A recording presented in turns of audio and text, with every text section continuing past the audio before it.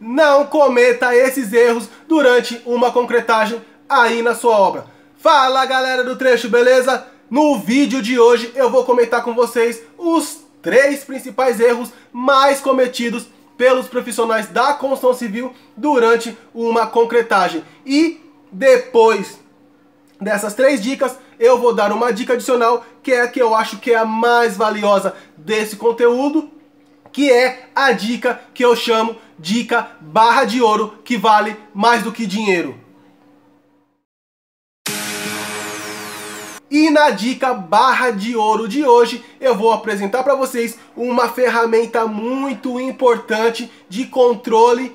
Na minha visão, é uma ferramenta essencial que muitos profissionais deixam de lado, não utilizam, mas te ajuda muito no controle de uma concretagem, principalmente concretagem de grandes volumes.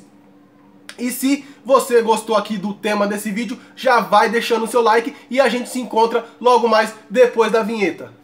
Fala galera do trecho, beleza? Mais um vídeo e no vídeo de hoje vamos conversar sobre inspeção em escala.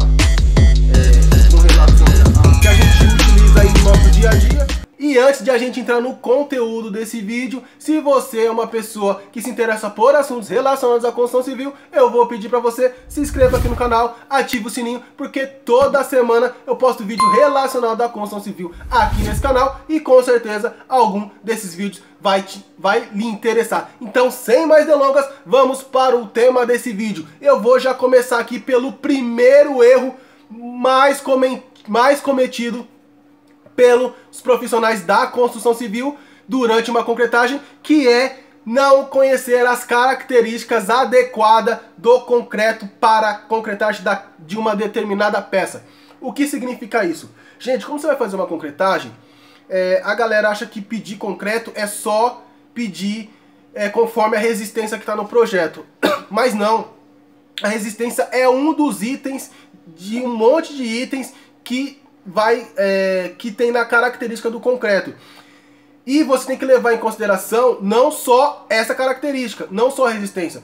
Um exemplo, se você tem uma peça que você vai concretar um bloco de fundação, ou uma viga, ou um pilar muito esbelto, ou que tenha uma densidade muito grande de ferragem, você não pode jogar qualquer concreto ali. Você tem que se preocupar com a granulometria ali do seu agregado graúdo para que ele passe ali nos espaços, e o seu slump, o slump desse concreto, ele tem que ser um concreto com uma boa trabalhabilidade, que você sabe que garanta que passe que complete todos os vazios ali, e que passe pelas as frestas da sua armadura. Então tem que levar em consideração isso. E outra coisa que você tem que levar em consideração na característica do seu concreto é o lugar da peça. O que a peça... se for, por exemplo, um bloco de fundação, você vai concretar um bloco de fundação que depois vai ser aterrado, ok? Aquele solo, ele é contaminado, ele tem agentes ali que deletério ali o concreto. O concreto precisa ser um concreto especial que tem que suportar esses agentes. Ali de repente é uma caixa de dejetos, essa caixa tem que ser totalmente estanque, tem que ter uma característica especial para suportar, para ter maior durabilidade dos agentes químicos ali, uma vez que ela vai ser exposta a agentes químicos. Então você tem que levar tudo isso em consideração, não é só ver a resistência do concreto, ok? Então, o segundo erro mais cometido pelos profissionais da construção civil durante uma concretagem é no lançamento, que aí é já na execução um pouco. O primeiro erro é um pouquinho ali de planejamento, né, de você saber qual o concreto que você vai utilizar, e esse segundo já entra um pouco ali na sua execução. Um dos principais erros que eu vejo durante o lançamento é a galera não respeitar ainda hoje, com toda a informação que nós temos, a galera não respeitar a altura de queda do concreto. Galera, a ABNT NBR 14931, para quem não conhece, é uma norma que ela descreve os processos executivos de uma estrutura de concreto.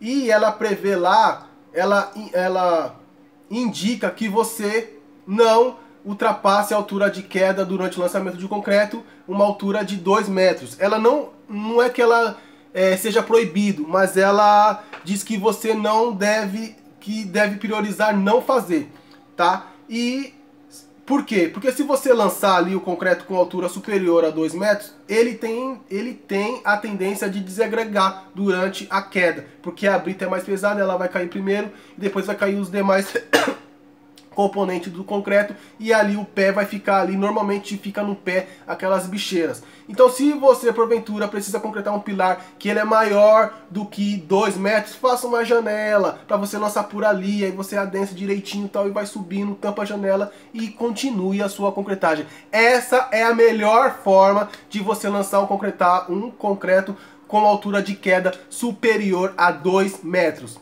beleza? Outro erro que acontece ainda nesse 2 aqui do lançamento é durante o transporte. Um exemplo, você vai fazer uma concretagem que de repente o caminhão não chega no lugar lá que você precisa, ou a bomba não chega, não tem como chegar, tá cheio de lama, sei lá, aconteceu alguma coisa e não chega, não tem acesso. Aí o que acontece normalmente? A galera põe concreto no carrinho de mão, numa máquina, né, numa reta escavadeira ou numa escavadeira. Só que qual é o problema disso? A norma prevê que você não ultrapasse essa distância uma distância de 100 metros carregando concreto nesses equipamentos. Por quê? Porque durante o processo ali de transporte, o concreto também vai desagregando, e quando você for lançar lá na sua peça, o concreto vai estar totalmente desagregado e possivelmente vai dar um problema estético ou até mesmo estrutural ali na sua peça, ok? Então, o terceiro erro mais cometido pelos profissionais da construção civil ainda hoje, no dia de hoje ainda, é o adensamento, cara. Tem algumas técnicas que alguns profissionais da construção civil ainda não conhecem, não detêm durante o adensamento. A gente está falando aqui de adensamento mecânico, tá? Que você vai utilizando aquela agulha lá que você vai vibrando. Cara, não deve se encostar o vibrador na ferragem. Aí você vai falar, ah, mas por que? É mais fácil para mim vibrar. Eu vou dar um exemplo aqui para você. Quando você lança o concreto, vamos supor que você está fazendo uma viga grande. Aí nessa viga vai 2, 3 caminhões de concreto, tá? Uma fundação que está toda interligada, vamos falar assim, e todas as ferragens elas estão todas interligadas, tudo junto. Aí você começou aqui, concretou os blocos, viga baldrame, e você está concretando. Aí quando chegar lá na ponta, você concreta e encosta ali a sua ferragem, encosta na ferragem. Esse concreto aqui que você começou, que já está secando, ele vai vibrar junto. A ferragem ela tá toda interligada, então ele vai vibrar esse concreto aqui também. E esse concreto às vezes já iniciou o processo de pega e a ferragem ela vai desgrudar. Então nesse processo que ela vai desgrudar, ela não vai mais colar, e ali você vai ter um sério problema de aderência do concreto com a ferragem. Então por isso que não deve encostar o seu vibrador na ferragem, ok? Outro problema também que acontece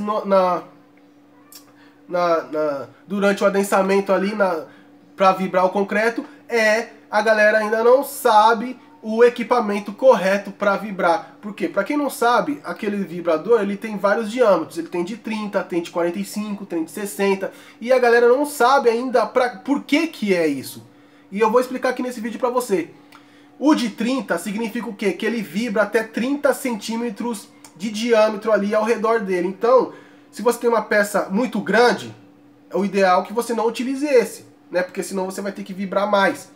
É ideal que você utilize um vibrador de 30 numa peça mais esbelta, porque você vai ter que vibrar de 30 e 30. Se você utilizar o de 45, você vai ter que vibrar de 45 e 45 centímetros.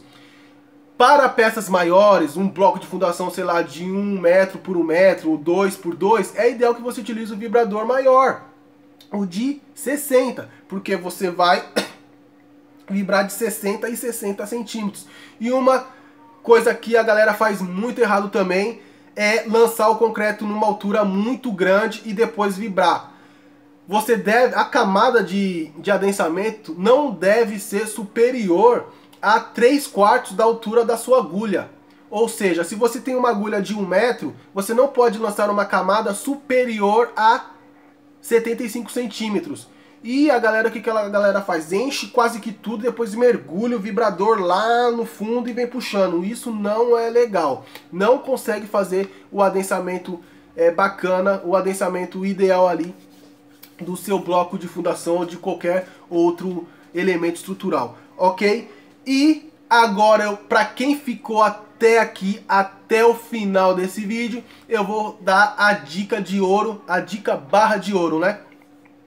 Que é a norma 14931, ABNT 14931, ela prevê que você faça um plano de concretagem.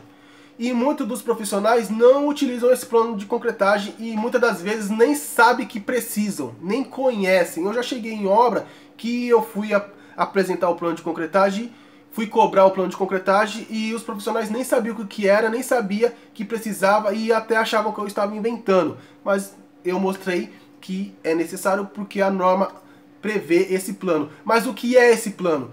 Esse plano é uma ferramenta essencial para você controlar a sua concretagem. Principalmente, eu gosto de... A norma não fala, né, e até quantos metros você tem que fazer isso, mas eu utilizo essa ferramenta para fazer concretagem concretagem grandes, aí, superiores a 100, 200 metros cúbicos. E nessa é um documento, né, que você vai colocar quantas bombas você vai utilizar, quantos caminhões vai precisar ali na linha para você fazer a concretagem em tantas horas que você necessita. Você pode envolver a concreteira. Normalmente eu envolvo a concreteira nesse documento, todo mundo assina, porque a concreteira, eu falo, ó, você tem como fornecer para mim 2 bombas naquele dia e deixar, sei lá, 5 caminhão na linha para que minha concretagem não atrase, não tenha nenhum problema. A concreteira, beleza, eu concedo. Aí ela assina, então já é um jeito de você amarrar ali, né? Para fazer com que a concreteira ali cumpra com a palavra de deixar ali aqueles caminhões na sua linha para atender você na sua obra. Então você vai prever ali as bombas, os equipamentos de adensamento, quantos você vai precisar, quantos caminhões precisa na linha, que você vai calcular a distância, né, quanto tempo que eles demoram para ir e voltar, quantos caminhões você precisa para sua bomba não parar, para não parar o fluxo, quantos profissionais precisa, se já foi feito ali, tem que ter um item ali, se foi feita a inspeção da forma e a inspeção da ferragem, se está tudo certo para fazer o lançamento, e se todos os profissionais estão cientes, que estão envolvidos no trabalho, estão cientes dos riscos, estão treinados, né? Se todo mundo sabe o que tem que fazer. Então você elaborando esse documento, ticando certinho, item por item, tipo um checklist mesmo, e a norma ela tem tipo assim, todos os itens que você tem que verificar. Se você seguir tudo certinho e fazer esse plano, que já é um planejamento de concretagem, com certeza a sua concretagem vai ser um sucesso, ok? Se você gostou desse vídeo, não esqueça de deixar o seu like e deixar o seu comentário, porque o seu comentário é muito importante para mim, beleza? Fique com Deus, tudo de bom e até o próximo vídeo.